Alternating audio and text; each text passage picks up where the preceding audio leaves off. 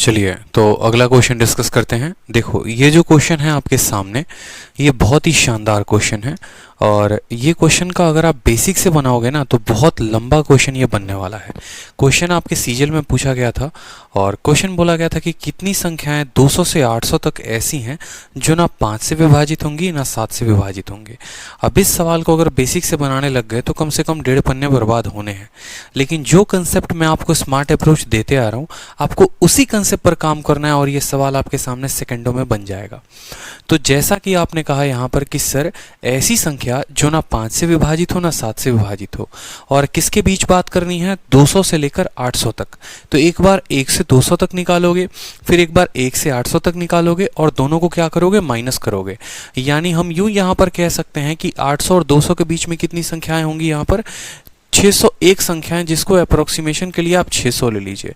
और जो संख्या 4 से 5 से नहीं कटेगी यानी 4/5, और जो संख्या हमारी 7 से नहीं कटेगी यानी उसका 6/7।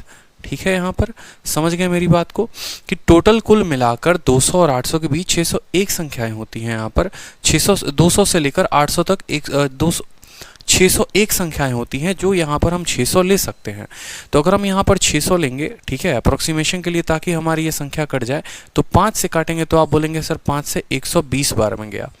ठीक है, कितनी बार में गया, 120 बार में गया। और यहाँ पर हो गया 12 छक 72, 72 का दोगुना 144, 288, 2880 बटे कितना हो जाएगा, 7, 7 चौके 28। ठीक है, 7 एकम 7, 10 हो गया, 7 एकम 7, 411 दशमलव समथिंग आएगा। यानी ऑप्शन नंबर डी फॉर दिल मांगे more is the correct answer हो जाएगा। ठीक है, और बेसिक से बनाएंगे तो जीवन बर्बाद हो जाएगा आपका। तो बेसिक से आपको बिल्कुल भी नहीं बनाना है, स्मार्ट अप्रोच लगाना है। चलिए अगला सवाल बहुत ही शानदार क्वेश्चन है। बोला गया है 2 का पावर 18 - 1 किससे विभाजित होगा, ये पूछा गया है आपसे। 2 का पावर 18 - 1 दिया गया है और डिविजिबल बाई पूछा गया है। तो बताइए इसका उत्तर क्या होगा। देखो अगर जनरल बात करें हम ना, तो जब भी पावर के क्वेश्चंस आते हैं आपको, तो पावर के क्वेश्चंस में आपको एक लॉजिक लगाना है। और वो क्या लगाना है, या तो आप उसको स्क्वायर के फॉर्म में कन्वर्ट करो या आप उसको क्यूब के फॉर्म में कन्वर्ट करो। जैसे इसके पहले एक आसान सा क्वेश्चन आया था CHSL में, वहाँ 2 का पावर 16 - 1 आपसे पूछा गया था कि 2 का पावर 16 - 1 जो है वो किससे विभाजित है। तो इसको जो है बड़े आसानी से तोड़ लिया गया था, किसमें, a² - b² के फॉर्म में। और अगर आप इसको a² - b² में तोड़ेंगे तो बोलेंगे सर ये 2 का पावर 8 का स्क्वायर माइनस 1 का स्क्वायर है। a² - b² में टूटेगा यानी a - b इंटू a+1। कोई दिक्कत की बात है यहाँ पे। ठीक है, ये दोनों क्या हो गए, मल्टीप्लाई में हो गए। आप कह सकते हैं ये संख्या इसकी बराबर है। तो देखो इसको कैसे तोड़ा गया था वो समझो। इसको तोड़ा गया था 2 का पावर 16 - 1 बराबर होगा 2 का पावर 8 - 1 इंटू 2 का पावर 8+1। ठीक है, कोई दिक्कत की बात है यहाँ पर। फिर पावर 8 - 1 में a² - b² का कंसेप्ट लगा दिया हमने। अब इसमें अगर a² - b² का हम कंसेप्ट लगाते हैं तो हम बोलेंगे कि ये 2 का पावर 4 - 1 इंटू 2 का पावर 4+1, और ये रहेगा हमारा इंटू में 2 का पावर 8+1। फिर हम यहाँ पर a² - b² का कंसेप्ट लगाएंगे तो बोलेंगे 2 का पावर 2 - 1 इंटू 2 का पावर 2+1। ठीक है, और फिर यहाँ पर हम क्या लिखेंगे, 2 का पावर 4+1 रहेगा ही रहेगा, और फिर उसके बाद 2 का पावर 8+1 रहेगा। फिर अगर आप यहाँ पर भी a² - b² लगाना चाहोगे तो बोलोगे सर 2 - 1 इंटू 2+1, यानी आप कह सकते हो कि 2 - 1 कितना होता है, 1 होता है, और 2+1 3 होता है। यानी यहाँ बोलेंगे सर ये 3 है। 2 का स्क्वायर प्लस 1 कितना है, 5 है। 2 दूनी 4 दूनी 8 दूनी 16 कितना है, 17 है। और यहाँ 2 का पावर 8+1 आप ऐसे रहने दो, या 8+1 को भी अगर आप लिखना चाहो तो 2 का पावर 5 32, 6 64, 7 128 और 8 256, 256 जमा 1 कितना हो गया, 257 हो गया यहाँ पर। यानी ये जो वैल्यू है ना, ये किस किस से कटने वाली है, ये 3 से भी कटेगी, 5 से भी कटेगी, 17 से भी कटेगी और 257 से भी कटेगी। 2 का पावर जो 5 32 होता है, 6 64, 7 128, 8 256, तो हमारा 257 से ये संख्या कट जाएगा। मतलब ये संख्या को अगर काटोगे तो 3 से भी कट सकता है, इससे भी कट सकता है, इससे भी कट सकता है, इससे भी कट सकता है। तो ये क्वेश्चन आपसे पूछा गया था CHSL में 2 का पावर 16 - 1 पिछले साल, और इस साल इन्होंने बस थोड़ा सा इनोवेशन दे दिया है और बोला है 2 का पावर 18 - 1।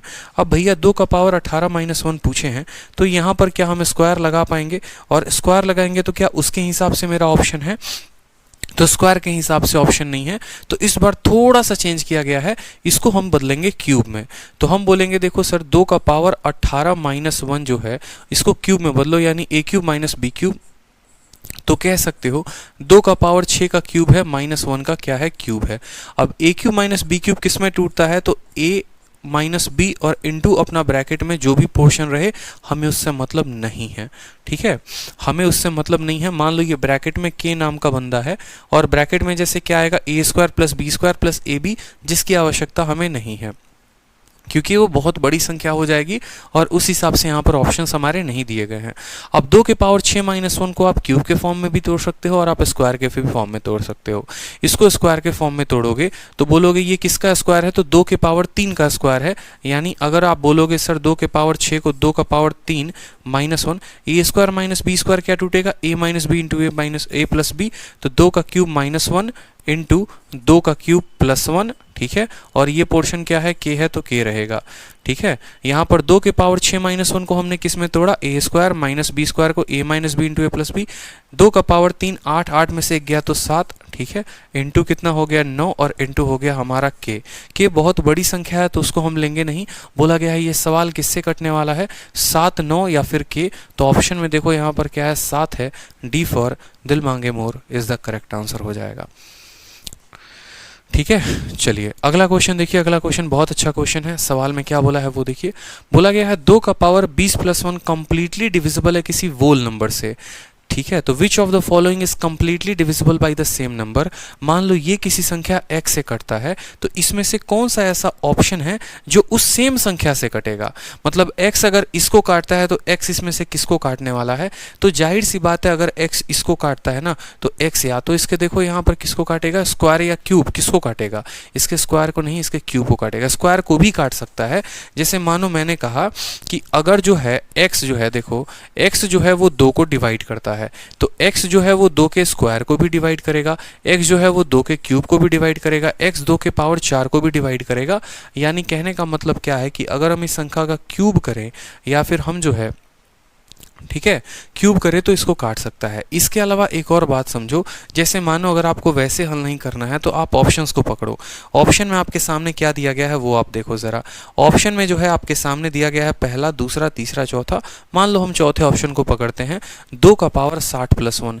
तो 2 के पावर 60 प्लस 1 में अगर मान लो हम बोलेंगे ये ए क्यूब प्लस बी क्यूब है, इसको जब हम तोड़ेंगे तो बोलेंगे ए क्यूब प्लस बी क्यूब किस में टूटता है, ए का पावर देखो ये 2 का पावर 60 किसका क्यूब है, तो बोलोगे सर 2 के पावर 20 का क्यूब है। सर 2 के पावर 20 का क्यूब है और प्लस 1 है, यानी ये ए क्यूब है और ये बी क्यूब है।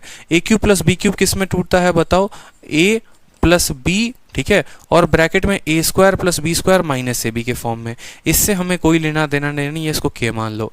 यानी अब यहाँ पर 2 का पावर जो है, सॉरी 2 का पावर जो है कितना आ गया, 2 का पावर हमारा 2 का पावर 20 आ गया और प्लस कितना आ गया 1, A plus B, A square plus B square plus A B.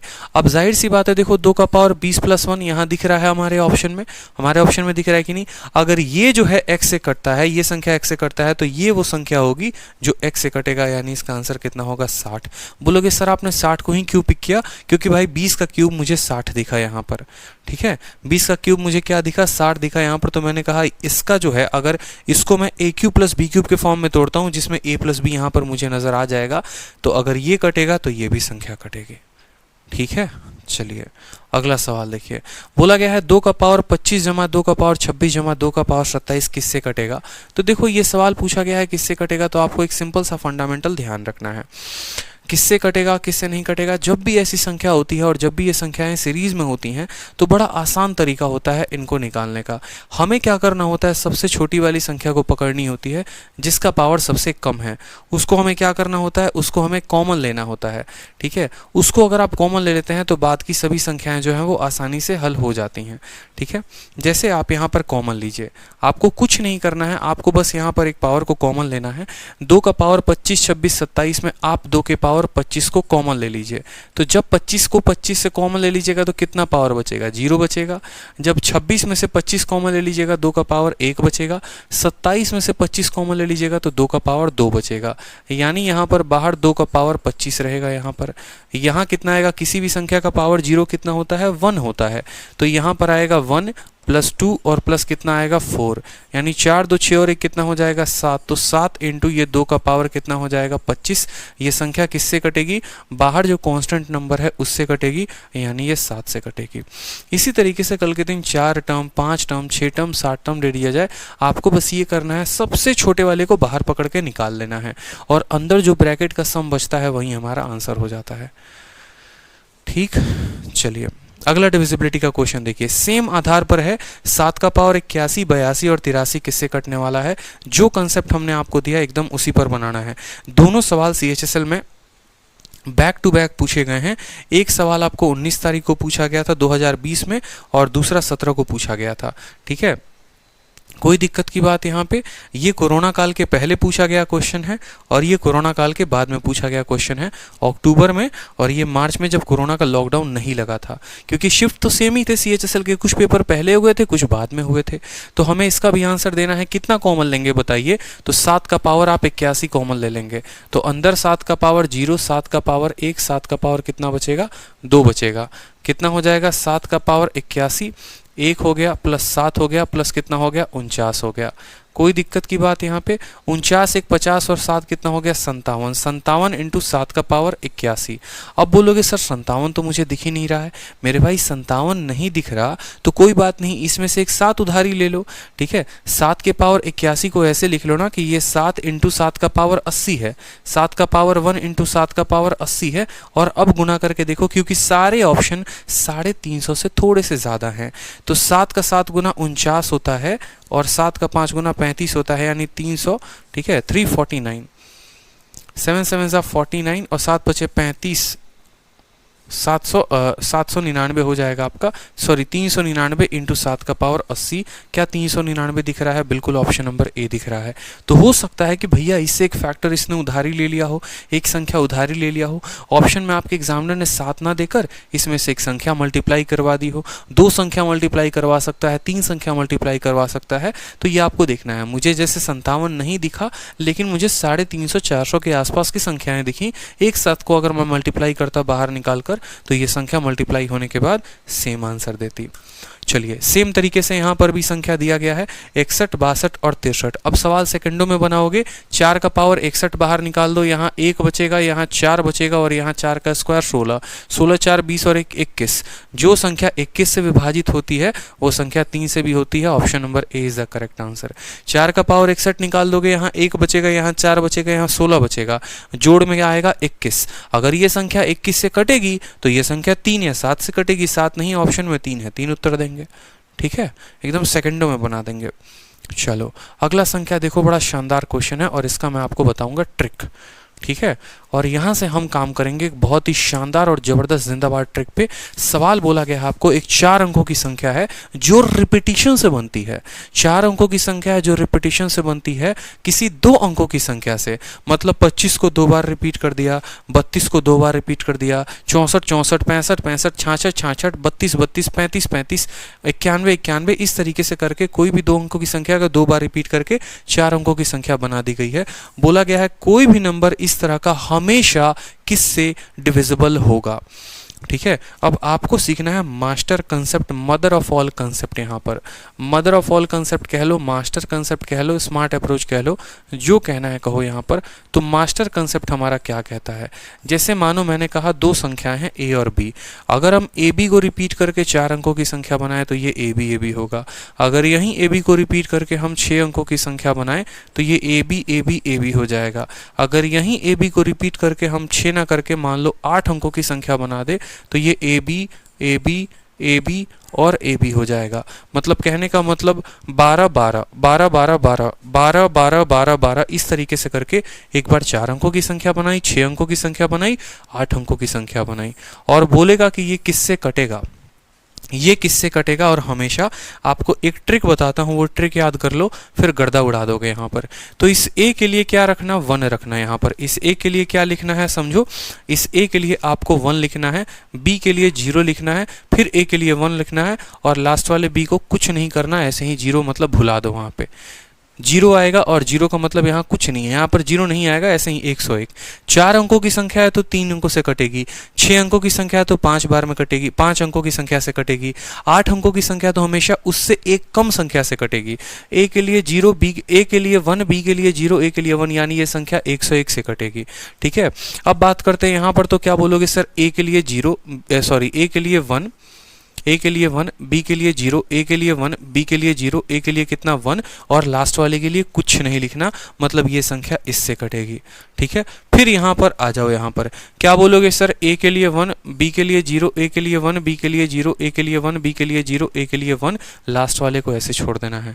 मतलब अगर ये संख्या की बात हो 1 से 1 से कटेगी, ये संख्या की बात हो 10,101 से कटेगी, और ये संख्या की बात हो तो आपको इतने से कटेगी। तो जो हमारा क्वेश्चन बोला गया है, अब आप बताइए कि ये संख्या किससे कटने वाली है। तो क्या ये 7 से कटेगी? नहीं। 11 से कटेगी? नहीं। 13 से कटेगी? नहीं। स्मॉलेस्ट 3 अंकों की प्राइम नंबर, और 3 अंकों की सबसे छोटी प्राइम नंबर कितनी होती है? 101 होती है। और हमें अपने देखा यहाँ पर कि ए बी वाले सारे के सारे किससे कटते हैं? 101 से। मतलब इसका उत्तर होगा ऑप्शन नंबर डी। ठीक है, कितना उत्तर होगा? ऑप्शन नंबर डी होगा। चलिए नेक्स्ट क्वेश्चन देखिए, सेम तरीके से कहा है, इसमें से कौन सी ऐसी संख्या है जो 2 अंकों को रिपीट करके 6 अंकों की संख्या बनाई जाती है, तो वो किससे डिवाइड होगा? एक्स वाई किससे कटेगा? अभी मैंने आपको क्या बताया कि x के लिए क्या लिखोगे? 1, y के लिए 0, x के लिए 1, y के लिए 0, x के लिए 1, और अगले y को भूल जाना है। यानी 101 01 देखना जरा कहाँ पर है? ऑप्शन नंबर बी में है। बी फॉर बाहुबली जो होगा वो करेक्ट उत्तर होगा। इतना शानदार लॉजिक है कि जिसका कोई लिमिट नहीं है। अब इसका थ्योरी बताने लगूँ मैं आपको तो एक्सपैंडेड फॉर्म से बताना पड़ेगा कि जो है यहाँ पर इसका इक्याई तोड़ो, दहाई तोड़ो, सैकड़ा तोड़ो, हजार तोड़ो, लाख तोड़ो, फिर सबको जोड़ो, तब जाकर वो इतना आता है, और उतना आपके काम का नहीं है। इसलिए हमने आपको मास्टर कंसेप्ट दिया है कि जब भी ऐसे 2 अंकों की संख्या को जोड़ के 4 अंकों की संख्या, 6 अंकों की संख्या, 8 अंकों की संख्या बनाए, तो बस पहले वाले के लिए 1, दूसरे वाले के लिए 0, फिर 1, फिर 0, फिर 1, फिर 0, इस तरीके से करते करते आपको लिखते जाना है। ठीक है, चलिए अब इसमें क्या होता है कि एक बच्चे के दिमाग में यही फिट होता है, 1 0 1 0 करना है, तो एग्जामिनर उसको लपेट के क्वेश्चन देता है, और वहां पर उसको क्वेश्चन ये देता है कि एक 6 अंकों की संख्या है जो रिपीट की जाती है 3 अंकों की संख्या को 2 बार लिखने से। एक बार 3 अंकों की संख्या लिख दी, फिर एक बार और 3 अंकों की संख्या लिख दी, और तब जो है वो किससे कटेगा बताओ। मतलब अब हमारा क्वेश्चन ए बी नहीं चलेगा, अब हमारा क्वेश्चन चलेगा ऐसे कि 3 अंकों की संख्या थी ABC, उसको एक बार और रिपीट कर दिया तो वो बन गया ABC, तो ये क्या हो गया? 6 अंकों की संख्या हो गई। इसी तरीके से इसको रिपीट करके ABC को अगर हम मान लो लिख दें ABC, फिर ABC, फिर ABC, ठीक है, तो ये 9 अंकों की संख्या बन जाएगी। फिर इसी तरीके से रिपीट करके लिखते चलेंगे तो एक और संख्या बन जाएगी। तो अब बोला गया है यहाँ पर कि बताओ ये संख्या हमेशा किससे कटेगी। तो क्या करोगे यहाँ पर? बोलोगे सर 1 0 1 0 1 ऐसा लगाएंगे? बिल्कुल नहीं। वो कब लगाते थे? वो हम AB में लगाते थे जनाब, जब सिर्फ 2 अंक हमारे पास होते थे। लेकिन यहाँ पर 3 अंक की संख्या है और 3 अंकों से इस्तेमाल करके 6 अंकों का बनाया गया है, तो ये संख्या किससे कटेगी वो देखो। पहले हमारे क्वेश्चंस को देखो कि ये संख्या जो है हमेशा किससे कटने वाली है। क्या 7 से कटेगी, 11 से कटेगी, 13 से कटेगी, किससे कटेगी? तो ये जब भी संख्या ऐसी आती है रिपीटिशन में, तो ये 7, 11 और 13 तीनों से कटती है। किससे कटती है? 7, 11 और 13। जब भी ABC और ABC ऐसी 3 संख्या होगी तो 7 से भी कटेगी, 11 से भी कटेगी, 13 से भी कटेगी, और इनका जो प्रोडक्ट होगा 13 × 7 91, 91 × 1 1001। इसीलिए कहा जाता है कि ये संख्या किससे कटेगी? 1001 से। ये आपके पेपर में किस तरीके से पूछा गया है वो भी मैं बताऊंगा, लेकिन आपको ध्यान रखना है कि जब भी कोई 3 अंकों की संख्या को रिपीट करके बनाया गया है तो 7, 11, 13 वो दोनों से कटेगी। अब आपके जो CPO में क्वेश्चन पूछा गया था, CHSL में क्वेश्चन पूछा गया था, वो क्या था? सबसे पहला क्वेश्चन आपके CHSL में पूछा गया था 4 7 6 X Y Z। ये एक 6 अंकों की संख्या है। ये 7 से भी कटती है, 11 से भी कटती है, 13 से भी कटती है, ये तीनों से कटती है। तो मुझे बताइए कि x + y + z की वैल्यू जो होगी वो क्या होगी? x + y + z की वैल्यू क्या होगी बताइए। तो एक बच्चा जान जाएगा कि भाई मेरे देखो ये सवाल अगर मान लो 7 11 13 तीनों से कटती है, तो एक तो ये हो गया कि ये 1001 से कटेगी, और दूसरा कंसेप्ट ये हो गया कि अगर ये 3 अंक 476 हैं तो बाकी के भी 3 अंक जो हैं वो 476 होंगे, क्योंकि जब तक ये समान नहीं होंगे तब तक ये 7, 11, 13 से नहीं कटेंगे। और 7, 11, 13 से कटने का मतलब है कि अगर तुम 476 हो तो अगले 3 अंक भी 476 होंगे, यानी x का मान 4 होगा, y का मान 7 होगा, z का मान 6 होगा। 6, 4, 10, 7 कितना आ जाएगा? 17 आ जाएगा। ये हमारा करेक्ट उत्तर था। ठीक है, इसी आधार पर एक और क्वेश्चन आपका पूछा गया था सीजीएल में कि यहाँ पर दे दिया गया था 4x 7y 6z, और ये क्वेश्चन बोला गया था यहाँ पर कि बताइए x का स्क्वायर प्लस y का स्क्वायर और प्लस z का स्क्वायर का वैल्यू कितना होगा, बताइए। अगर ये संख्या आपकी 7, 11 और 13 तीनों से विभाजित है, 7 से भी कटती है, 11 से भी कटती है, 13 से भी, तो इस केस में एक बच्चे को अच्छे से पता है कि शुरू के जो 3 अंक होंगे बाद के वहीं के 3 अंक होंगे। यहाँ पर दिख रहा है शुरू के जो 3 अंक होंगे बाद के वहीं 3 अंक होंगे, यानी शुरू में 4x और 7 है तो बाद में भी 4x और 7 ही आएगा। देखो तो x की वैल्यू कितनी आ गई? x की वैल्यू 6, तो x का स्क्वायर कितना हो जाएगा? 36। ठीक है, y की वैल्यू कितनी आ गई? 4, तो 4 का स्क्वायर हो जाएगा हमारा 16। ठीक है, और z की वैल्यू कितनी आ गई? 7 आ गई, तो 7 का स्क्वायर कितना हो जाएगा? 49। तीनों को जोड़िए और जो है आपका उत्तर आ जाएगा। ठीक है, 49, 1, 50, 55। ठीक है, 55, 30, 85, 85, 6, 91। हमारा 91 जो है वो करेक्ट उत्तर है। 91 जो है वो हमारा क्या है? करेक्ट उत्तर है। तो ये हमें समझना है कि सवाल इस तरीके से घुमा फिरा के पेपर में पूछे जाएंगे, तो हमको जो है वो जितना क्वेश्चन को घुमाएंगे हमें उतना ध्यान रखना है। ठीक है, कि कोई भी 3 अंकों की संख्या 2 बार रिपीट होगी, 7, 11, 13 से कटेगी, या अगर वो 7, 11, 13 से कटती है तो जो है वो हमारी 1001 से ज़रूर कटेगी, और उसके तीनों अंक शुरू के बराबर होंगे लास्ट के तीनों अंक। यही कंसेप्ट ध्यान रखना है कि 7, 11, 13 से कटेगी तो शुरू के 3 और बाद के 3 बराबर होंगे, या शुरू के 3 बाद के 3 बराबर हैं तो 7, 11, 13 से कटेगी। यहाँ पर बोला गया देखो शुरू के 3 और बाद के 3 बराबर हैं तो किससे कटेगी? 7 से भी, 13 से भी, 11 से भी, यानी 1001 से कटेगी। ठीक है, चलिए बहुत शानदार। अगला सवाल देखिए, अगला टाइप देखिए, बोला गया है कि देखो अगर एक पॉजिटिव संख्या n है जो 3, 5 और 7 तीनों से कटती है तो what is the next largest integer divisible by all this number. ठीक है, अगला सबसे बड़ा संख्या जो है वो कौन होगा जो इन तीनों संख्याओं से कटेगा। समझना मेरी बात को। सवाल में बोला गया है कि n नाम का एक संख्या है, n नाम का, जो 3 से कटता है, 5 से कटता है, 7 से कटता है, तो n के अलावा अब अगली बड़ी कौन सी संख्या होगी जो इन तीनों से कटेगी। ठीक है, तो मान लो यहाँ पर n जो है वो इन तीनों का प्रोडक्ट मान लो कि 7, 5, 35 और इंटू 3 105 हो गया। n को कितना मानना है? सॉरी, 5, 3, 15, 15, 6, 90, 15, 7, 105। n को आप कितना मान लो? 105 मान लो। कि मान लो आपने n को 105 मान लिया। ठीक है, तो n जो है वो कितने से कट रहा है? 105 से, और बोला गया है अगली संख्या कौन ऐसी होगी जो फिर 105 से कटेगी। तो आप ऑप्शन में देखो, 105 में 21 जोड़ने पे क्या 105 से कटता है? नहीं। 105 में 35 जोड़ने पे कटेगा? नहीं। 105 में 105 जोड़ने पे कटेगा, यानी हमारा जो उत्तर होगा वो कितना होगा? ऑप्शन नंबर सी जो होगा वो करेक्ट उत्तर होगा। ऐसे सवालों का कोई फॉर्मूला लगाने का बेहुदा सा एकदम कंसेप्ट बनता है कि आप इसको बेसिक से सीखो। सीडीएस में ऐसे ऐसे क्वेश्चंस आते हैं डिविजिबिलिटी के जहां पर सीधा n का मान रखा जाता है, क्वेश्चन बन जाते हैं। आप यहाँ पर n का जो है कोई भी मान रखो। यहाँ कोई भी मान कहने का मतलब एक ऐसी संख्या रखो जो 3, 5, 7 तीनों से कट जाए। 105 की जगह आप यहाँ 210 भी रख सकते हो, आप यहाँ 315 भी रख सकते हो, और फिर देखो यहाँ पर कि वो संख्या कौन सी कटेगी। या यूं बोलो कि जो भी संख्या है जो इनसे कटेगी उसका अगला मल्टीपल उसमें जोड़ दिया जाए तो वो उससे कट जाएगी। यानी 105 में फिर 105 को जोड़ दोगे तो कट जाएगी। मैंने कहा कि x एक ऐसी संख्या है, ठीक है, मान लो कोई संख्या जो है, ठीक है, x जो है वो किसको काटती है? 2 को काटती है। अगर ये 2 को काटती है तो फिर इसमें 2 को जोड़ देना तो उसको भी काटेगी, फिर इसमें एक बार और 2 को जोड़ दें उसको भी काटेगी, यानी सेम नंबर को रिपीट करते जाओ तो उसको काटते जाएगी। ठीक है, चलिए अगला सवाल देखिए, बहुत शानदार ये भी क्वेश्चन है। बोला गया है if the sum of the digit of any integer lying between 100 and 1000 is subtracted by the number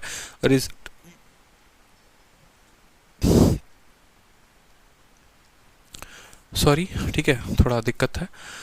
तो बोला गया है कि यदि 100 और 1000 के बीच, ठीक है, स्थित किसी भी पूर्णांक के अंकों का योग से घटाया जाए तो परिणामी संख्या, मैंने क्या कहा? वैल्यू लो।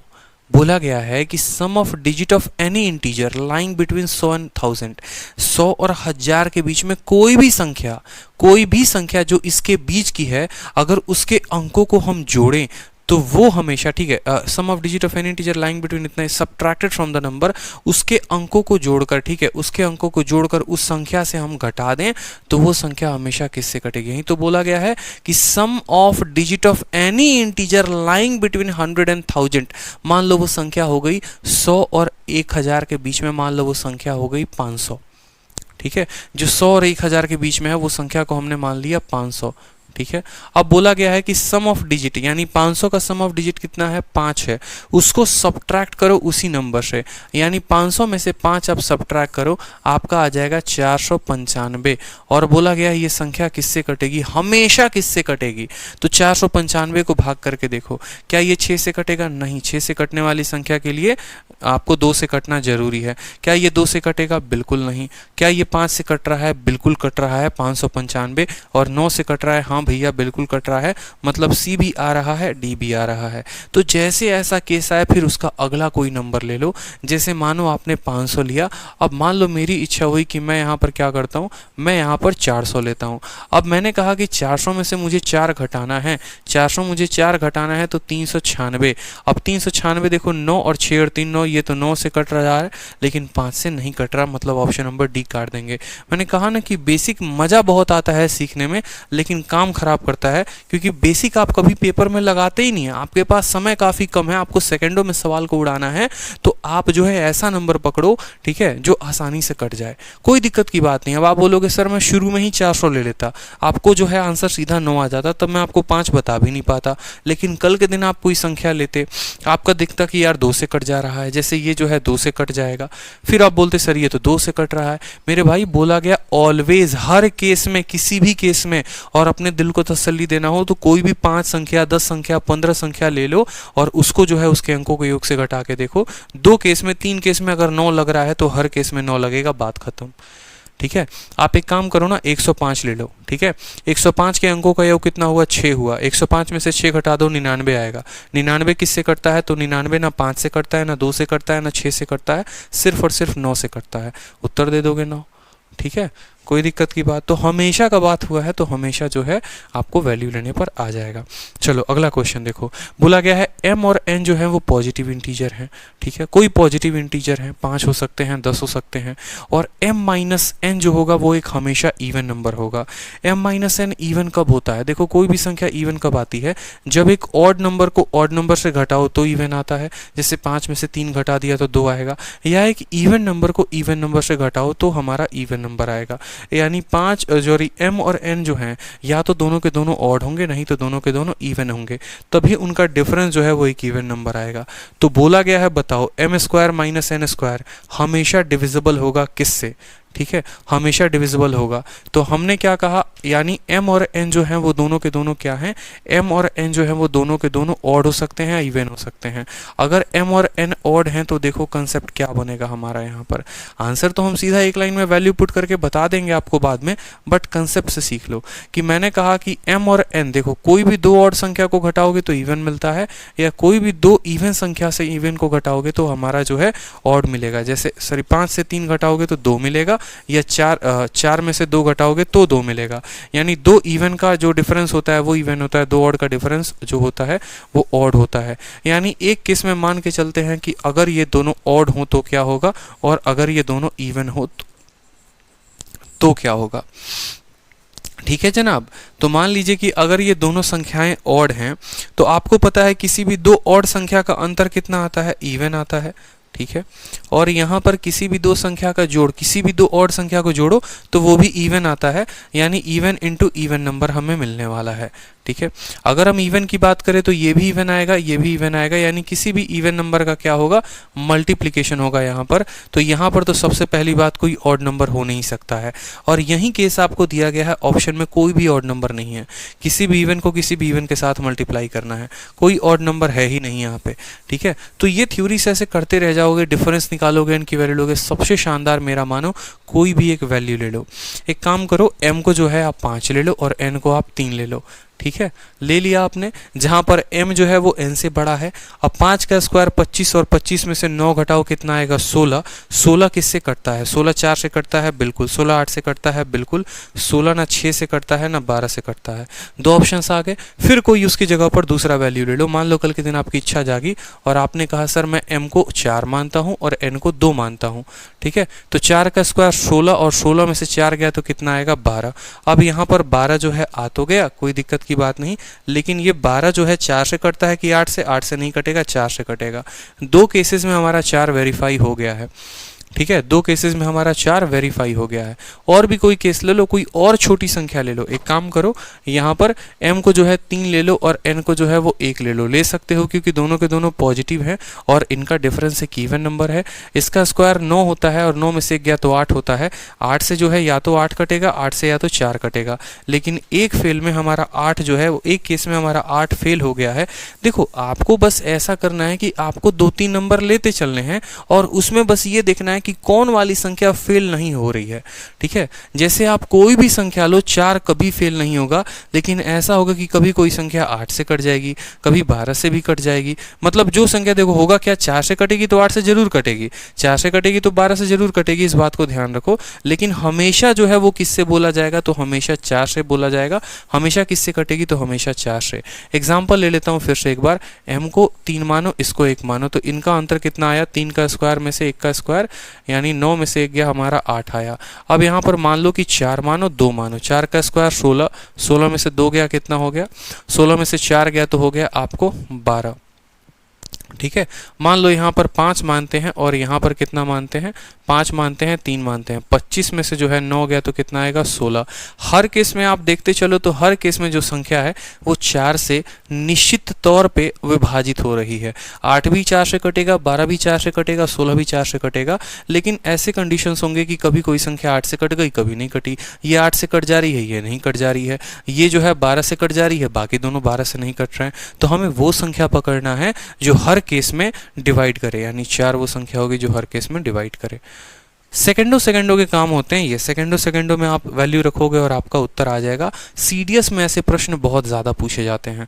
अगला सवाल देखिए, बोला क्या है, सबसे लार्जेस्ट नंबर बताइए जो एग्जैक्टली डिवाइड करे हर नंबर जो n³ माइनस n और n-2 के फॉर्म में हो, जहां पर n एक नेचुरल नंबर है और वो 2 से ज़्यादा है। इन्होंने खुद ही काम आसान कर दिया, बोला सबसे बड़ी संख्या बताओ जो एग्जैक्टली डिवाइड करे इनको, जहां पर n एक नेचुरल नंबर हो 2 से ज़्यादा। 2 से ज़्यादा बोला n का मान 3 रख लो। 3 का क्यूब कितना 27, 27 में से 3 गया तो हो जाएगा 24 और 3 में से 2 गया तो कितना हो जाएगा 1 हो जाएगा, यानी ये सबसे बड़ी संख्या। देखो यहाँ पर find the largest number which exactly divide every number, her number जो इसके फॉर्म में हो, हर नंबर जो इस फॉर्म में हो जहां पर n एक नेचुरल नंबर 2 से बड़ा है।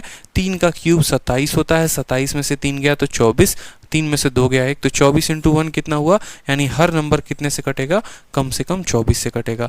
यकीन नहीं आता तो 2 से बड़ा 4 भी है, आप 4 भी रख कर देख लो।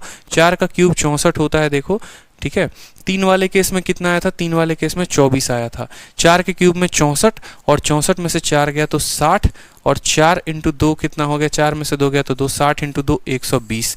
अब ये जो 120 है वो सिर्फ और सिर्फ किससे कटेगा, यहाँ पर 24 से कटेगा। तो ये हमारा क्या हो जाएगा 24। मतलब वो हर नंबर 12 से नहीं, हर नंबर मैक्सिमम लार्जेस्ट नंबर बोला गया है।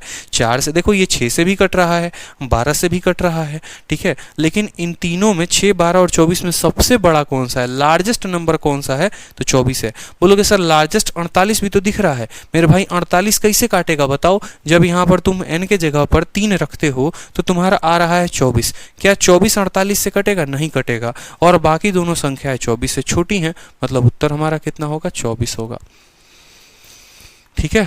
चलो नेक्स्ट बोला गया है यहाँ पर अगला सवाल देखो, the greatest whole number by which the expression इतना is divisible for every natural, मतलब हर नेचुरल नंबर, हर सबसे बड़ी पूर्ण संख्या जिससे व्यंग्य इतना के प्रत्येक मान के लिए पूर्णतः विभाजित हो। तो n का कोई भी मान रखो और ये संख्या कट जाए, सबसे बड़ी वो नंबर जिससे ये कट जाए फॉर एवरी नेचुरल नंबर। तो एवरी नेचुरल बोले, देखो अगर संख्या बोलता है कि प्रत्येक नेचुरल नंबर से कट जाए, प्रत्येक होल नंबर से कट जाए, प्रत्येक ऑड नंबर से कट जाए, प्रत्येक इवन नंबर से कट जाए, ऐसे केस में आपको सिंपल एक काम करना है कि आपको देखना कि भाई पहले सबसे छोटा वाला नंबर पर कट रहा है कि नहीं।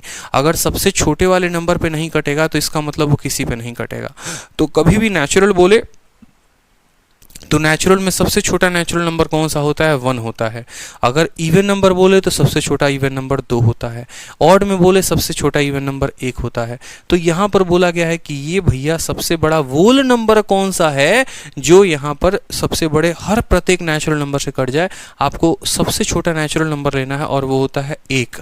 तो आप बोलोगे सर 1 + 6 7, ठीक है, 7 और 11 18, 18 और 6 24, और 24 और 24 कितना होता है 48। यानी यहाँ पर हमारा उत्तर कितना होगा 48 होगा। कुछ नहीं करना, बस n का मान 1 रखना है। अगर ये n के मान 1 पर कटेगा 48 से तो n के बराबर 2 पर भी 48 का मल्टीपल होगा, n का मान 3 पर भी 48 का मल्टीपल होगा। इस तरीके से ये कहानी चलती रहेगी, ठीक है। इसलिए मैंने कहा ना अगले सारे के सारे क्वेश्चंस आप वैल्यू से बनाओगे सेकंडों में।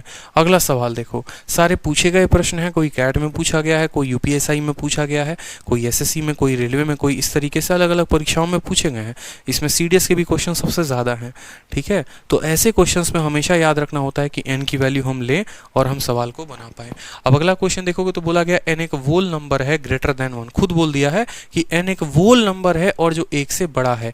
1 से बड़ा क्या हो गया, 2 हो गया, 3 हो गया, 4 हो गया, इस तरीके से। तो बोला गया यहाँ पर ये हमेशा किससे कटेगा, ग्रेटर देन 1 बोला ना, तो आपको क्या करना, पहले सबसे छोटी संख्या पकड़नी है और 1 से उसके बाद अगला संख्या कौन होता है 2, यानी 2 का स्क्वायर 4 और 4 में से गया 3, 4 × 3 कितना हो गया 12। तो हम उत्तर देंगे 12, बात खत्म, और कुछ नहीं करना। बाकी ऑप्शंस को देखना तक नहीं है। 1 से बड़ा बोला था, 2 रखिए और काम खत्म हो जाएगा आपका। अगला सवाल देखिए, ये एक बहुत अच्छा प्रश्न है, डिविजिबिलिटी का शानदार क्वेश्चन है जिसमें बहुत अच्छे अच्छे कंसेप्ट का इस्तेमाल होता है, ठीक है। तो ये क्वेश्चंस आपको देखना है। बोला गया है अगर n की वैल्यू 55 का क्यूब प्लस 17 का क्यूब माइनस 72 का क्यूब है तो n किससे कटेगा। देखो ये होता है a का पावर n प्लस b के पावर n के कंसेप्ट पे।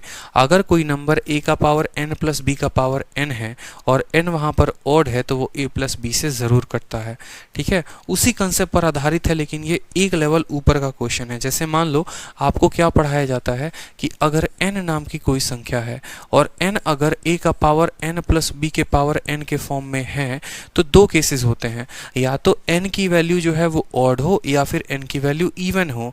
अगर n की वैल्यू ऑड होगी तो क्या होगा और n की वैल्यू इवन होगी तो क्या होगा, ठीक है। तो यहाँ पर अगर हमारा n का वैल्यू ऑड होता है जनाब, अगर हमारा n का वैल्यू ऑड है तो क्या होगा और n की वैल्यू इवन है तो क्या होगा, समझिएगा, ठीक है। n की वैल्यू ऑड है तो क्या होगा, n की वैल्यू इवन है तो क्या होगा।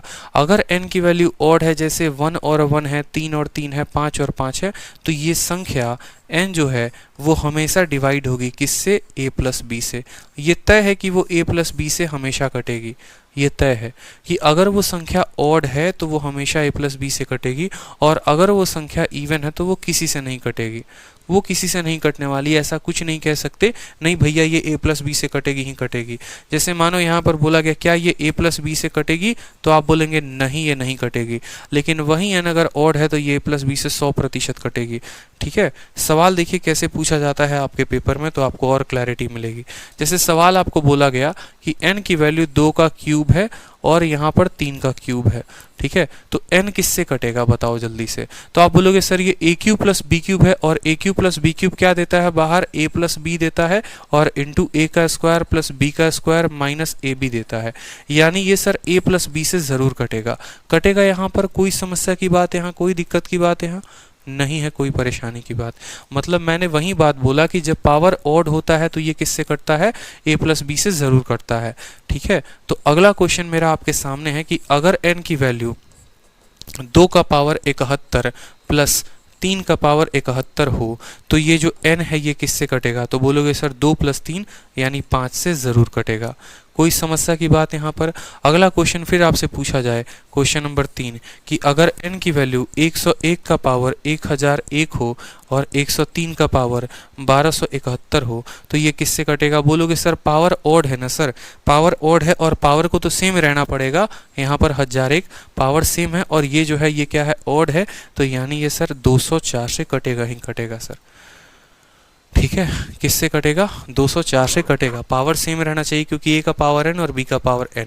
लेकिन अब अगला क्वेश्चन आपसे पूछा जाता है, मान लीजिए कि अगर n का पावर जो है वो 2 का पावर 6 या 2 का पावर 6, उतना दूर क्यों चले जाते हो? n को मानो 2 का पावर 4 जमा 3 का पावर 4, और तब बोलेगा कि क्या ये 2 + 3 5 से कटेगा? तो आप बोलोगे नहीं सर, ये 2 + 3 5 से नहीं कटने वाला है। क्यों नहीं कटने वाला है बताओ? इसीलिए नहीं कटने वाला है क्योंकि यहाँ पर इसका कोई फिक्स फॉर्म नहीं होता है, इसको a + b के फॉर्म में नहीं तोड़ सकते हैं। ठीक है, तो एक क्वेश्चन यहाँ से ये पूछा जाता है, ये ध्यान रखना है कि अगर वो a का पावर n + b के पावर n में हो तो वो a + b से 100% कटता ही कटता है। कब? जब n ऑड होता है। ठीक है, कोई समस्या की बात यहाँ पे? चलिए, कोई दिक्कत? अब उसी तरीके से यहाँ पर आपका क्वेश्चन जो आता है वो आता है, अगर कोई संख्या n जो है वो a का पावर n माइनस b का पावर n के फॉर्म में है और n अगर यहाँ पर ऑड है तो क्या ये संख्या किससे कटेगी? और n अगर यहाँ पर इवन है तो ये संख्या किससे कटेगी? ठीक है, तो याद रखिए यहाँ पर अब ये वाले केस में क्या होता है कि अगर यहाँ पर पावर ऑड हो, अगर यहाँ पर पावर ऑड हो तो ये a माइनस बी से कट जाता है। अगर यहाँ पावर ऑड हो तो ये माइनस बी से कट जाता है। और अगर यहाँ पर पावर इवन हो तो आप बोलोगे सर ये a माइनस बी से भी कटेगा और ये a + b से भी कटेगा। कोई शक की बात नहीं सर। वैल्यू लेकर देख लीजिए, क्वेश्चन लेकर देख लीजिए और आसानी से समझ में आ जाएगा। जैसे हमने कहा n की वैल्यू क्या हो गई? n की वैल्यू 2 का क्यूब में से क्या हो गया? पावर इवन है ना, तो 2 का स्क्वायर, ठीक है, 3 का स्क्वायर माइनस 2 का स्क्वायर। ठीक है, या आप ऐसे भी कह लो 3 का स्क्वायर, चलो 3 का स्क्वायर माइनस 2 का स्क्वायर कह लो। तो आपने कहा सर कि देखो एक बार पावर हमने क्या रखा है सर? इवन रखा है। ठीक है, एक बार पावर देखो, दो केसेस होते हैं ना, एक केस आपका हो गया, एक केस हो गया n का पावर ऑड रखेंगे। यहाँ पर कौन सा केस हम डिस्कस कर रहे थे कि अगर वो माइनस में है और पावर ऑड है और इवन है तो n का पावर जैसे मानो यहाँ पर ले लो 3 का पावर, मान लो यहाँ पर 3 माइनस 2 का पावर 3। एक बार हमारा पावर देखो a का पावर n माइनस b का पावर n, तो यहाँ पर हमारा पावर क्या है? ऑड है। और दूसरा क्वेश्चन हमसे बोला गया सेम तरीके से कि n का पावर 3 का स्क्वायर माइनस 2 का स्क्वायर। ठीक है, 3 का स्क्वायर माइनस 2 का स्क्वायर। यहाँ पर पावर ऑड है और यहाँ पर पावर इवन है। तो जब पावर ऑड होगा तो ये किससे कटेगा? आप बोलोगे सर ये a³ माइनस b³ है, यानी ये a माइनस b से ज़रूर कटेगा और ये अंदर a² + b² + ab आ जाएगा, यानी ये 3 माइनस 2 1 से ज़रूर कटेगा। कोई दिक्कत की बात यहाँ? लेकिन जब पावर इवन होता है तो ये क्या होता है? a minus b into a + b दोनों से कटता है, यानी ये 1 से भी कटेगा और ये 5 से भी कटेगा, यानी a minus b into a + b दोनों से कटेगा। ठीक है, तो एक बड़ा इंपॉर्टेंट जो हो गया, जैसे मानो यहाँ पर कल के दिन आपका बड़ा सा क्वेश्चन आ गया कि n की वैल्यू 107 का पावर 52 माइनस 106 का पावर, या 106 के जगह मान लीजिए हमने कहा 52 का पावर, ठीक है 52, हाँ ठीक है 52 लिख लो, 52 का पावर 52। मान लो हमने ऐसा कह दिया कि n की वैल्यू इतनी है, 107 का पावर 52 माइनस इतना, ये संख्या किससे कटेगी? पावर क्या दिख रहा है आपको? माइनस में इवन दिख रहा है। इवन दिख रहा है तो इन दोनों के अंतर से भी कटेगी, इन दोनों के सम से भी कटेगी, यानी 52 हो गया आपको। ठीक है, कितने से कटेगी? ये 55 से भी कटेगी और फिर इन दोनों के सम से कटेगी, यानी 159 से भी कटेगी। ये a माइनस बी से भी कटेगा, a + b से भी कटेगा। तो अगर हम एक समरी बनाते हैं यहाँ पे और समरी बना के लिखते हैं तो क्या लिखेंगे वो समझो। समरी बनाकर लिखेंगे तो क्या लिखेंगे वो समझो कि हमारे पास पहला केस क्या आया? हमारे पास पहला केस आया n बराबर a का पावर n + b का पावर n का। दूसरा केस आया n बराबर a का पावर n माइनस b का पावर n का। यहाँ पर हमारे सामने दो संभावनाएं प्रकट हुई। एक हमारा n का जो मान है वो ऑड हो तो क्या होगा, और एक हमारा n का मान इवन हो तो क्या होगा। यहाँ पर भी दो संभावनाएं प्रकट हुई। एक हमारा n का मान ऑड हो तो क्या होगा, एक हमारा n का मान इवन हो तो क्या होगा।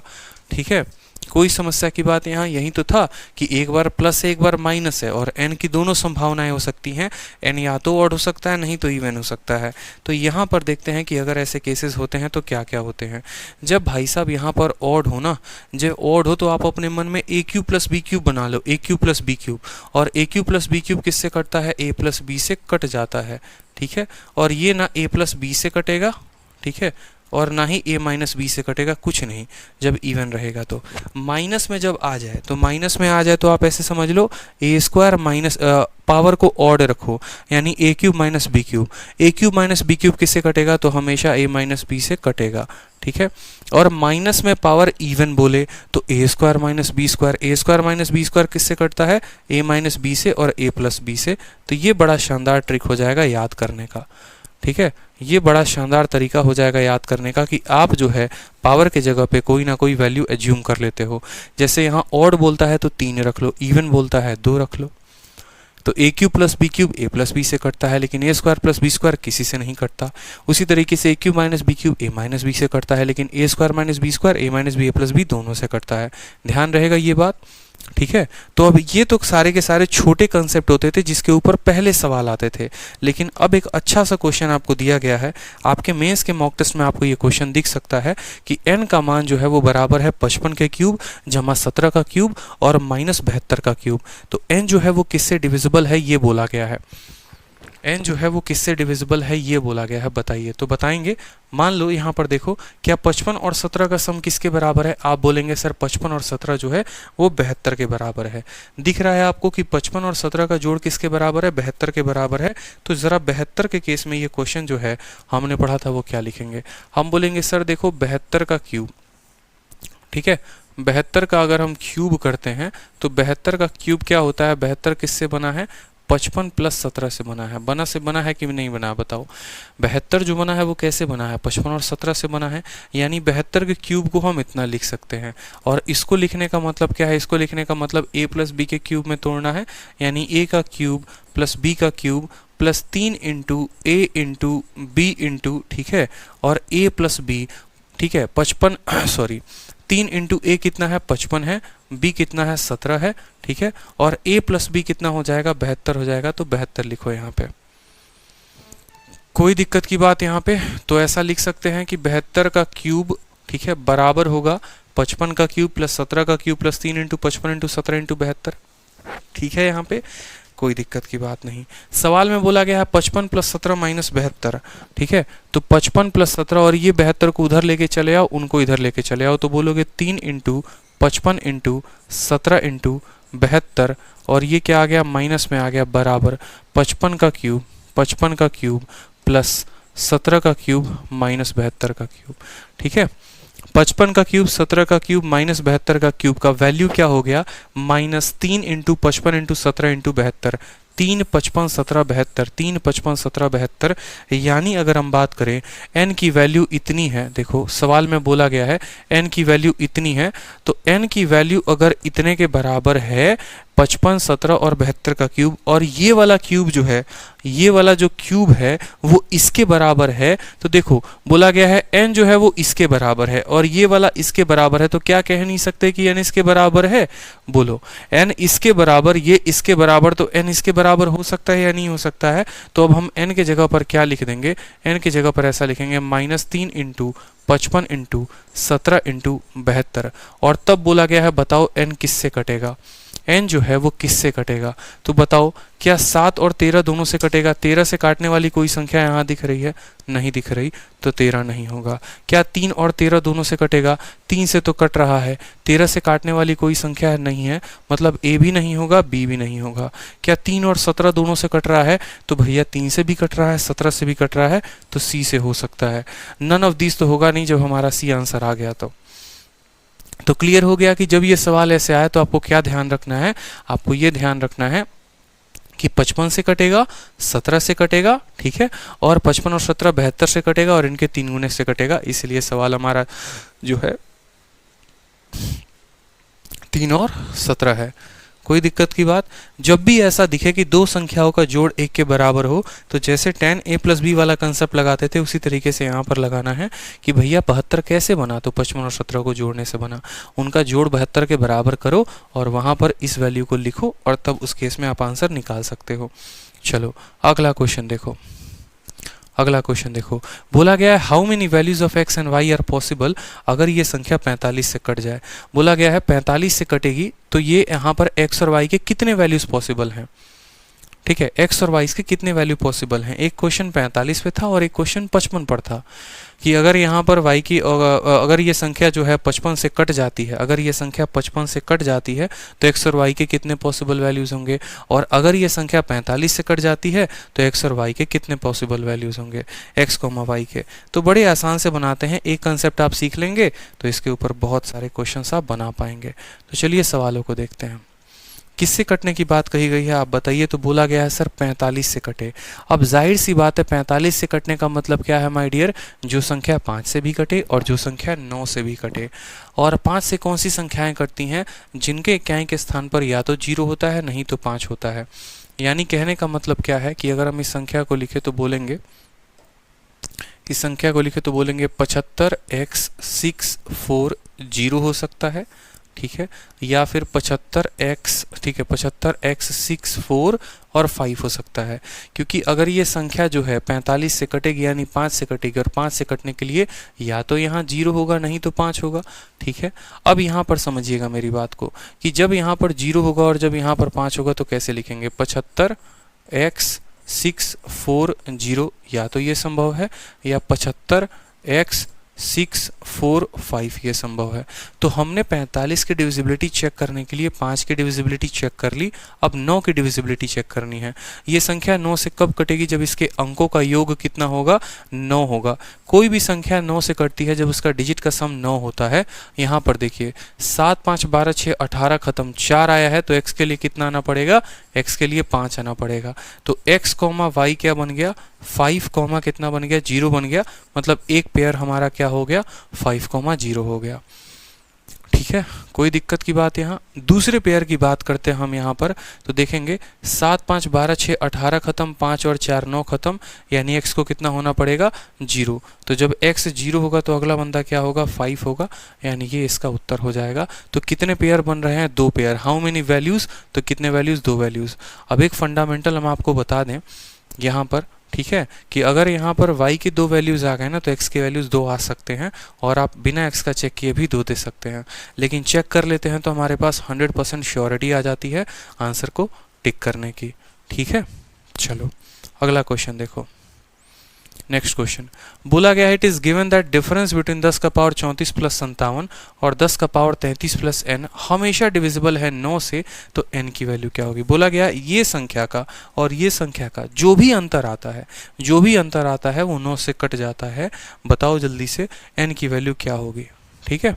जो भी अंतर आता है कट जाता है, यानी यहाँ पर देखते चलोगे। अगर मैंने कहा कि कल के दिन मानो यहाँ पर 36 और 27 का अंतर अगर 9 से कटेगा, इसका मतलब क्या होगा, इसका मतलब होगा कि जैसे यहाँ पर मैंने कहा ना 36 और 27 का अंतर 9 से कटता है, ठीक है। यानी 36 भी हमारा 9 से कटेगा और 27 भी हमारा 9 से कटेगा।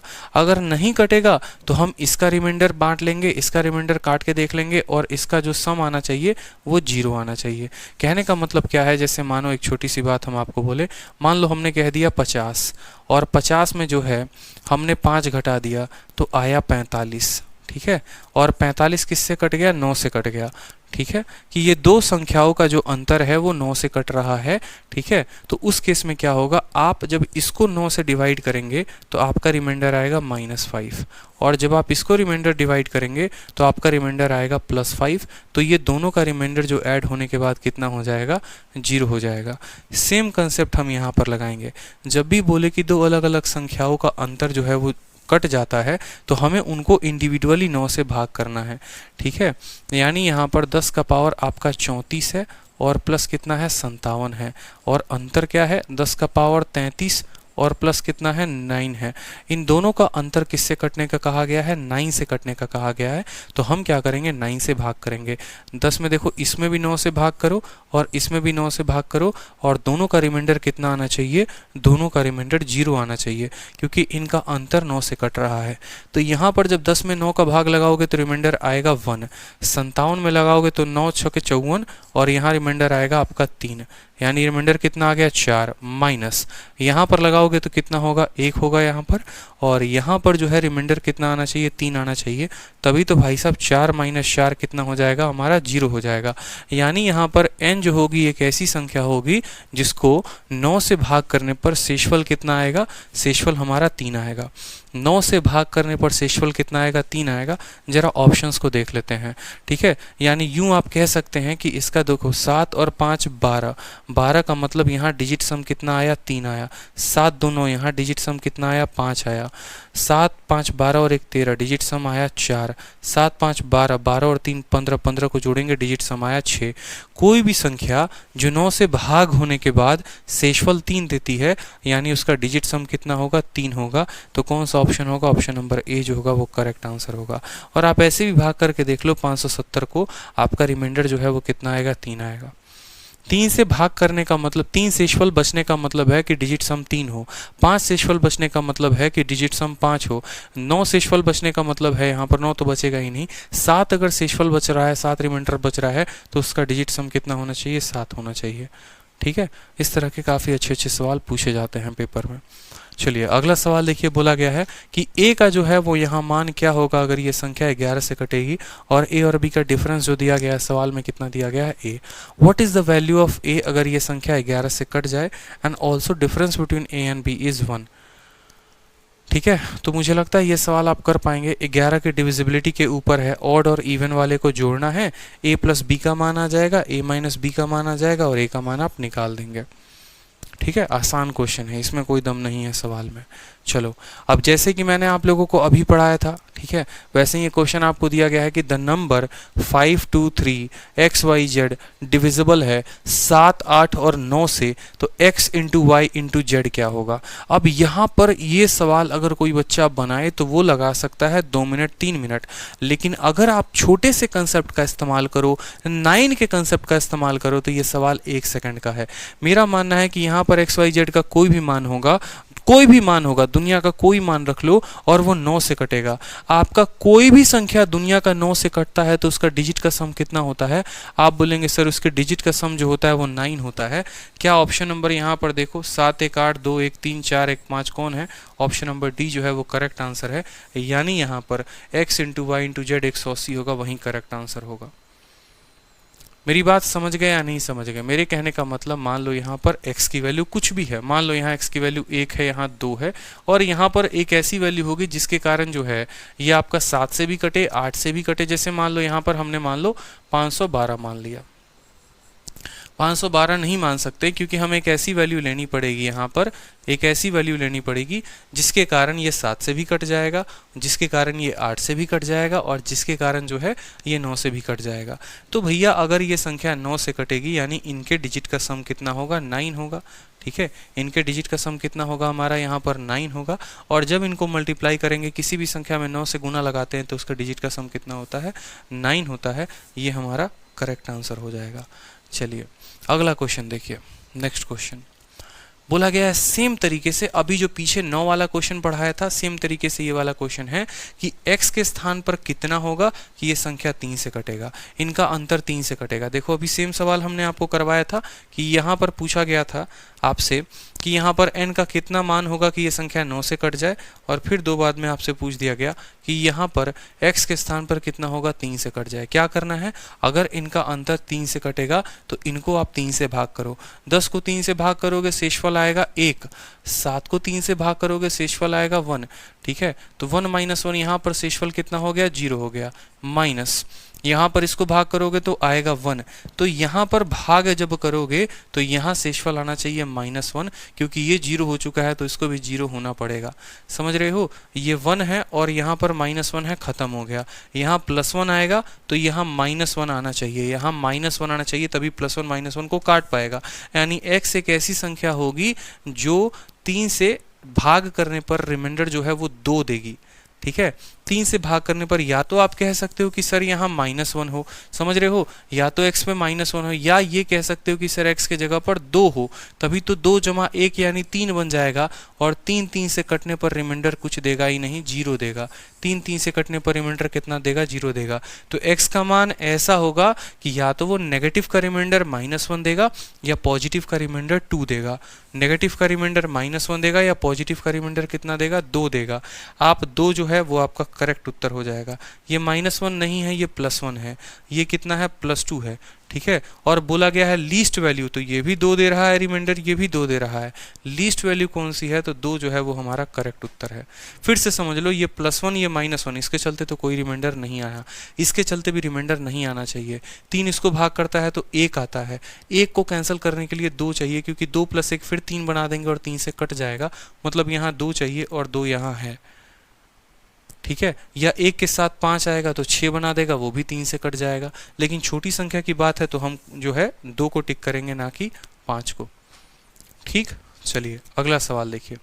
बोला गया है कितने ऐसे 4 अंकों की संख्या है जो, ठीक है, how many 4 digit number with 2 middle digit 97 are divisible by 55। कितने ऐसे 4 अंकों की संख्या हैं जिसके बीच के 2 अंक 97 हैं, ठीक है, और जो है वो 55 से कट जाए। मतलब कहने का मात है कि पहला वाला जो अंक होगा वो x होगा, बीच वाला 9 और 7 होगा, और आखिरी वाला y होगा। ये एक 4 अंकों की संख्या है, और ये 4 अंकों की संख्या 55 से कट जाती है। अभी ऐसा ही सवाल आपने देखा होगा पीछे कि एक 4 अंकों की संख्या थी जो 45 से कट रही थी। यहाँ पर बोला गया है ये 4 अंकों की संख्या 55 से कट रही है, ठीक है। और ये CHSL 2020 का क्वेश्चन है जो इस बार अभी राइट नाउ पूछा गया है, ठीक है। और तब हमें बताना है कि बताओ यहाँ पर कितने ऐसे 4 अंकों की संख्या होगी। तो सबसे पहली बात, जो संख्या 55 से कटती है वो 5 से भी कटेगी और 11 से भी कटेगी। और दुनिया की जो भी संख्या जनाब 5 से कटती है उसके क्याई का स्थान या तो 0 होता है, नहीं तो 5 होता है। यानी इसकी वैल्यू ऐसे हो सकती है x970 या हो सकती है x97 और 5। अब 5 का तो हो गया भाई, कल्याण हो गया ना। अब 11 का कल्याण देखो कि 11 का जो है आप यहाँ पर कल्याण कैसे कर सकते हो। तो 11 का मतलब जो है 9 + 0, तो 7 प्लस कितना होना चाहिए। अगर यहाँ डिजिट, यहाँ सम 9 है तो इनका भी सम 9 होना चाहिए, तभी तो 9 - 9 खत्म करेगा, यानी x की वैल्यू 2 होगी, तो 2970। यानी ये संख्या ऐसी है जो हमारी 11 से भी कटेगी और 5 से भी कटेगी। अब दूसरा वाला केस देखते हैं, ठीक है। बोला गया ये 55 से कटेगी। 55 से कटने का मतलब 9 और 5 14, तो 7 के साथ कितना आएगा, 7 के साथ फिर 7 आएगा, तभी तो 7 और 7 14 बनाएगा। तो ये हो जाएगा 7 9 7 और 5, ठीक है। तो बोला गया हाउ मेनी 4 डिजिट नंबर, कितने ऐसे 4 डिजिट नंबर हैं, तो सिर्फ 2 ही 4 डिजिट नंबर हैं, तो उत्तर कितना होगा, 2 होगा। और इसका केस मैंने आपको बताया था कि आपको सिंपल y के लिए चेक करना है, चाहे 45 बोले चाहे 55 बोले, भाई y के तो 2 ही मान संभव है ना, y के तो 2 ही मान संभव हैं, या तो 0 नहीं तो 5। तो यहाँ पर 3 और 4 तो आ ही नहीं सकता, क्योंकि y के सिर्फ 2 पॉसिबल वैल्यूज हो सकते हैं, 0 या 5। अब बच गया 1 और बच गया 2। 1 भी हो सकता है उत्तर, जब यहाँ पर कोई ऐसी संख्या ली ही नहीं जा सके, या तो 2 अंकों की संख्या से बन जाए, इसलिए 1 भी हो सकता है, नहीं भी हो सकता है, तो 2 भी हम चेक कर लेंगे यहाँ पर। इसलिए 1 और 2 में हमें चेक करना पड़ेगा। 2 हो भी सकता है, नहीं भी हो सकता है, इसीलिए हमको 1 और 2 के लिए चेक करना पड़ेगा। तो आप चेक करके बताओगे, चेक करोगे, ज़्यादा श्योरिटी है, तुक्का मारना है, तो 2 में ऐसे केसेस में हमेशा आंसर 2 होता है और टिक कर सकते हो, ठीक है। अगला सवाल देखो, what is the number of possible pair of P Q, the number is divisible by both 3 और 5। अब सेम तरीके से अगर ये संख्या 3 और 5 से कटती है तो जाहिर सी बात है क्यू पर क्या आएगा, क्यू पर जो है डिविजिबल बाई बोथ 3 और 5, जो संख्या 3 और 5 से कट जाए, ठीक है। तो क्यू के स्थान पर कम से कम आप कितना रख पाओगे, क्यू के स्थान पर या तो 0 नहीं तो 5, क्यू के स्थान पर या तो 0 नहीं तो 5। अगर क्यू के स्थान पर 0 रखोगे तो क्या होगा, देखो 3 5 7 P 2 5 0, और 5 रखोगे तो क्या होगा, 3 5 7 P 2 5, और कितना हो जाएगा 5। बोला गया नंबर ऑफ पॉसिबल पेयर, ऐसे कितने पेयर बनेंगे। तो भैया एक पेयर तो तुम ये रख लो कि यहाँ तुम्हें नहीं पता लेकिन तुमने 0 रखा है, और P का मान नहीं पता लेकिन Q को तुमने 5 रखा है। अब यहाँ पर देखो P की वैल्यू क्या क्या हो सकती है, यहाँ पर P की वैल्यू क्या क्या हो सकती है। 3 को खत्म करो, 5 5 10 और 2 12 खत्म हो जाएगा। 7 के साथ तुम्हारा कितना आएगा, 7 के साथ तुम्हारा 2 आएगा तो 9 बनेगा, ठीक है। 7 के साथ 2 आएगा तो 9 बनेगा यहाँ पर, तो ये 3 से कट जाएगा। फिर 7 के साथ यहाँ पर जो है 5 आएगा तो ये कट जाएगा, ठीक है। 7 5 12 हो जाएगा। फिर 7 के साथ 8 आएगा तो कट जाएगा। मतलब या तो 2 जीरो हो सकता है, देखो यहाँ पर क्या क्या पॉसिबल पेयर हो सकते हैं, 2 जीरो, 5 जीरो और फिर उसके बाद 8 जीरो। यहाँ कितने पेयर बन गए, यहाँ 3 पेयर बन गए। इसलिए मैंने क्या कहा था, चेक करो, ठीक है। क्योंकि भाई मेरे यहाँ पर तो जीरो रख लिया, 7 के साथ देखो पी का मान 2 भी हो सकता है, 5 भी हो सकता है, 8 भी हो सकता है, हर 3 3 के अंतर पे 3 से डिविजिबिलिटी बोली गई है ना, इसीलिए। तो यानी 2 जीरो, 5 जीरो, 8 जीरो, 3 संभावनाएं हो गई। अब यहाँ पर देखो 5 10 और 15, 15 जो है हमारा किससे कट जाता है, 3 से कट जाता है। 7 और 2 9 खत्म कर दो, 3 खत्म कर दो। पी का मान, अब पी का मान 3 होगा तो कटेगा, 6 होगा तो कटेगा, 9 होगा तो कटेगा, यानी 3 5, 6 5 और 9 5। 3 संभावनाएं यहाँ, 3 संभावनाएं यहाँ, टोटल कुल मिलाकर 6 संभावनाएं हो गई। तो नंबर ऑफ पॉसिबल पेयर कितने हो गए, नंबर ऑफ पॉसिबल पेयर 6 हो गए। इस तरीके से इस बार के CHSL में अच्छे अच्छे प्रश्न आए थे नंबर सिस्टम के, ठीक है, जिसमें थोड़े लॉजिक का प्रयोग था। तो ध्यान रखेंगे कि 0 और 5 रखा यहाँ पर, ठीक है। फिर P की वैल्यूज निकाली, Q की निकाली और इस तरीके से हमने वैल्यूज को सॉल्व कर दिया। तो इस तरीके से जो है पूरा का पूरा जो है आपका डिविजिबिलिटी हमारी तरफ से खत्म होता है। बढ़िया सवाल आए थे कह सकते हैं, ठीक है। और डिविजिबिलिटी के बाद जो है हम रिमाइंडर देखेंगे और रिमाइंडर के बाद जो है आपका नंबर सिस्टम हमारी तरफ से ख़त्म हो जाएगा। फिर हम आगे के टॉपिक्स पढ़ेंगे। तो इतना ही आज के लिए, पढ़ाई करिए, सारे कंसेप्ट अच्छे थे, शीट को ज़रूर लगाइए, काफ़ी फ़ायदे में रहेंगे आप लोग। और कंटिन्यूसली पढ़ाई करते रहिए, जितने पीछे की वीडियोज़ हैं उनको क्लियर करना है आपको जो है सुस्ती लेकर नहीं बैठना है कि भाई हमें समझ नहीं आ रहा या हम थोड़ा बाद में देख लेंगे, पेपर में अभी वक्त है। ये मूर्ख लोगों की निशानी होती है। समझदार वो होते हैं जो शुरू से अपनी जंग की तैयारी कर रहे होते हैं। आपको शुरू से पढ़ना है, शुरू से अपने कंसेप्ट को रिवाइज करते रहना है और आगे बढ़ना है, ठीक है। तो आज के लिए इतना ही, धन्यवाद, आपका दिन शुभ हो।